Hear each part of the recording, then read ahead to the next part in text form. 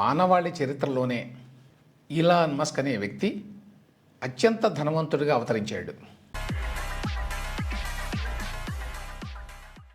ప్రపంచం ఇంతవరకు కనీ విని ఎరుగునటువంటి ఒక మైలురాయిని అధిగమించాడు. ఏంటి ఈ పదాలకి, ఈ వాక్యాలకి అర్థం? ప్రపంచంలో మానవాళి ఆవిర్భవించిన తర్వాత ఇంతవరకు ఏ ఒక్క వ్యక్తి, రాజు కావచ్చు, చక్రవర్తి కావచ్చు, ఎవరైనా కావచ్చు, ఏ ఒక్క వ్యక్తికి కూడా ఇంత సంపద రాలేదు. ఒక వ్యక్తి చేతుల్లో ఇంత సంపద పోగుపడడం అనేది జరగలేదు ఎప్పుడు. ఇది తాజాగా ఎట్లా జరిగింది? స్పేస్ ఎక్స్ అనే కంపెనీ ఉంది ఇలాన్ మస్క్కి. ఆ కంపెనీ ఐపీఓకి వెళ్ళింది, ఇనీషియల్ పబ్లిక్ ఆఫరింగ్కి. అంటే మార్కెట్కి వెళ్ళింది. మార్కెట్లో సబ్స్క్రైబ్ అయింది. అది సబ్స్క్రైబ్ అవడం చేత, అది సక్సెస్ అవడం చేత ఆ కంపెనీలో దాదాపు 42% షేర్లు ఉన్నటువంటి ఇలాన్ మస్క్ మనం ఊహించని స్థాయిలో, ఊహించలేని స్థాయిలో ధనవంతుడయ్యాడు. ఎంత ధనవంతుడు అంటే $1 ట్రిలియన్ అన్నారు. $1 ట్రిలియన్ అంటే ఎంత డబ్బు? రూపాయల్లో చెప్పాలి అంటే దాదాపుగా కోట్ల రూపాయలు.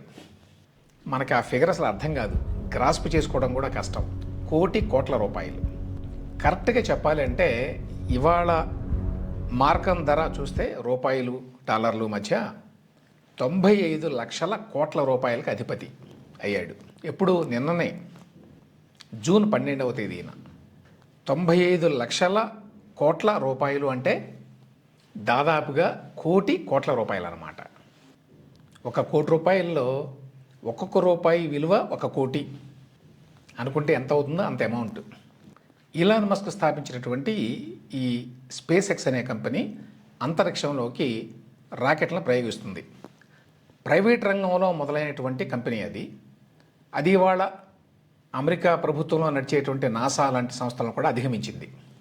అంత టెక్నాలజీని డెవలప్ చేసింది తనంతట తానుగానే.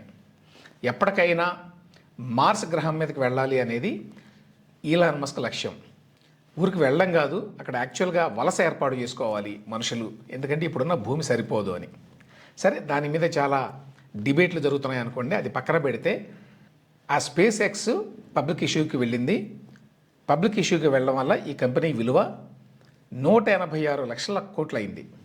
ఆ 186 లక్షల కోట్లలో 42% మస్క్వే, ఆయనకున్న షేర్లు. స్పేస్ ఎక్స్ కాకుండా ఆయనకి మరికొన్ని కంపెనీలు ఉన్నాయి. టెస్లా అందరికీ తెలిసిన కంపెనీ, చాలా వాల్యుబుల్ కంపెనీ. దాంతోపాటు న్యూరాలింక్ అనే కంపెనీ ఉంది. టెక్నాలజీ ద్వారా న్యూరాలజీ సమస్యలని పరిష్కరించడానికి ప్రయత్నం జరుగుతోంది. అది ఆ కంపెనీ. అంటే చూపు లేని వాళ్ళకు కూడా చూపు తెప్పించగలరు ఈ టెక్నాలజీ ద్వారా. ఆ ప్రయోగాలు జరుగుతున్నాయి ఇప్పుడు. అది కాకుండా బోరింగ్ అనే కంపెనీ ఉంది. ఇంకా మరికొన్ని కంపెనీలను ఇప్పుడు స్పేస్ ఎక్స్లో కలిపారు. అంటే ఆర్టిఫిషియల్ ఇంటెలిజెన్స్ XAI అనే కంపెనీ కూడా ఉంది. అది ఇప్పుడు స్పేస్ ఎక్స్లో భాగం అనుకోండి. సో ఏ విధంగా ఇలాన్ మస్క్ ట్రిలియనర్ అంటే కోట్లకు అధిపతి అయ్యాడు అంటే, స్పేస్ ఎక్స్ ఐపీఓ షేరు విలువ $135 నిర్ణయించారు. ఆ మేరకు ఇష్యూ చేశారు. ఇది గురువారం నాడు జరిగింది. సక్సెస్ఫుల్గా సబ్స్క్రైబ్ అయింది. అంటే ఆ రేటుకి అందరూ కొనుక్కున్నారు ఆ షేర్లని. దాంతో ఇలాన్ మస్క్ యొక్క సంపద విలువ ఆటోమేటిక్గా $982 బిలియన్ చేరుకుందట. అంటే 1 ట్రిలియన్కి కొంచెం తక్కువ అన్నమాట.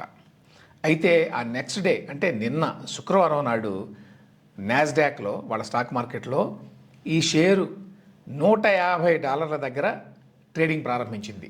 అంటే ఒకేసారి 135 నుంచి $150 పెరిగిందన్నమాట.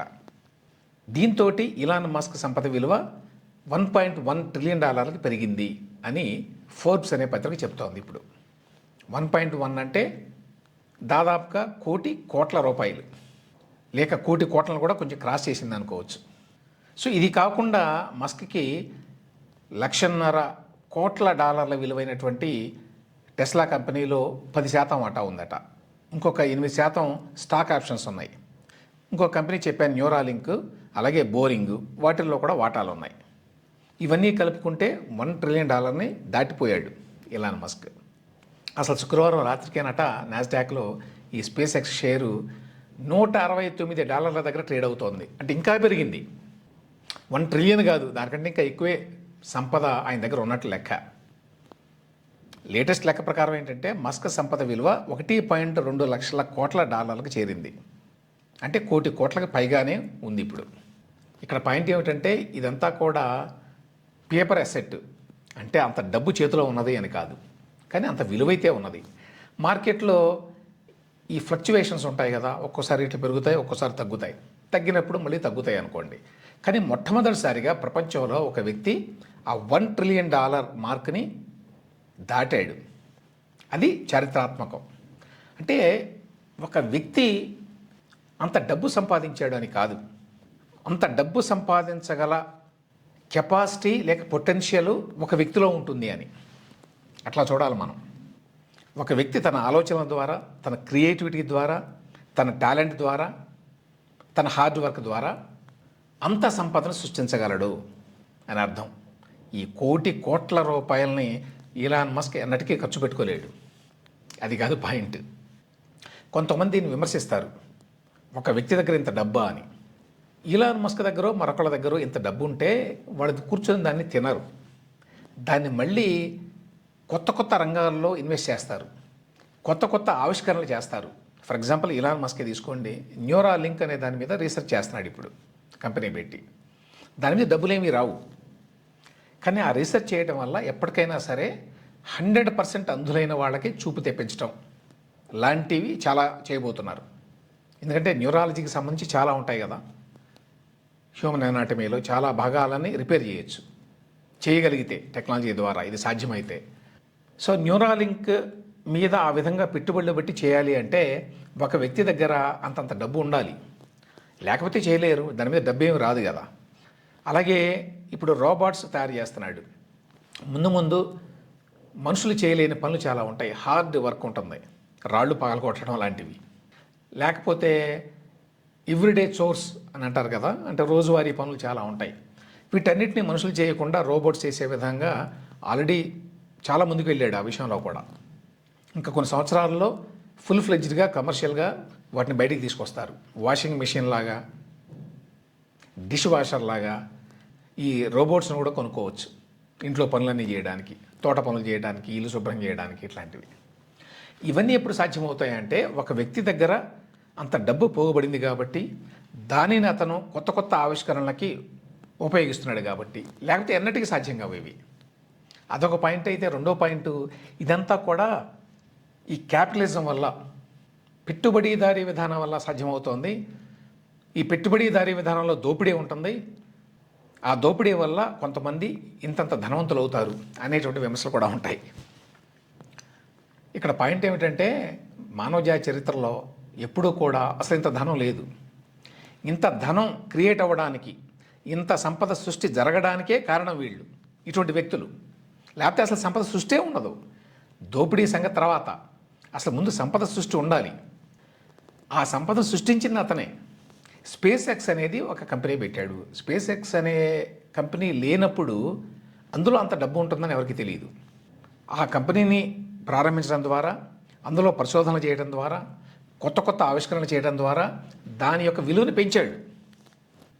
కాబట్టి కమ్యూనిజంలోనూ సోషలిజంలోనూ సంపద సృష్టి అనేది సాధ్యం కాదు, జరగలేదు చరిత్రలో ఇప్పటివరకు.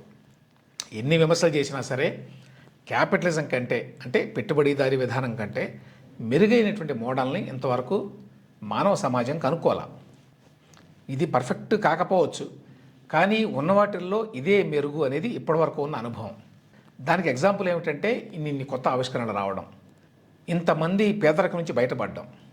క్యాపిటలిజంలో కొంతమంది దగ్గరే డబ్బులు పోగుపడతాయి అనే మాట వాస్తవమే, కానీ అసలు సంపద సృష్టి అంటూ మొదలవుతుంది కాబట్టి అందులో కొంత భాగమైనా సరే కింది వాళ్ళకి వస్తే ట్రికిల్ డౌన్ ఎఫెక్ట్ అంటారు. మొత్తం రాకపోవచ్చు, కొంచెమే రావచ్చు కింది వాళ్ళకి, కానీ దానివల్ల కూడా లక్షలాది మంది, కోట్లాది మంది పేదరికం నుంచి బయటపడతారు. ఆ విధంగానే వాళ్ళ టెక్నాలజీ కారణంగా చాలామందికి ఉద్యోగాలు వచ్చినాయి. చాలామంది పేదరికం నుంచి దిగువ మధ్యతరగతి నుంచి మధ్యతరగతికి వచ్చారు. లక్షలాది మంది, కోట్లాది మంది. భారతదేశంలోనే గత 20-30 సంవత్సరాల్లో దాదాపుగా 30 నుంచి 40 కోట్ల మంది పేదరికం నుంచి బయటపడ్డారు, మధ్యతరగతికి వచ్చారు అనేవి అంచనాలు. ఆ రకంగా ఈలాన్ మస్క్ ఇప్పుడు ట్రిలియనేర్ అయ్యాడు అంటే అది మానవజాతి చరిత్రలో ఖచ్చితంగా ఒక మైలురాయి. హ్యూమన్ పొటెన్షియల్కి, హ్యూమన్ టాలెంట్కి, హ్యూమన్ క్రియేటివిటీకి ఒక నిదర్శనం. స్వేచ్ఛా వాణిజ్యం మాత్రమే, అంటే ఓపెన్ మార్కెట్స్ మాత్రమే ఈ రకమైన సంపదను సృష్టించగలవు, ఈ రకమైనటువంటి సృజనని సాధించగలవు అని మరొక్కసారి ఈలాన్ మస్క్ ద్వారా తేటతెల్లమైంది.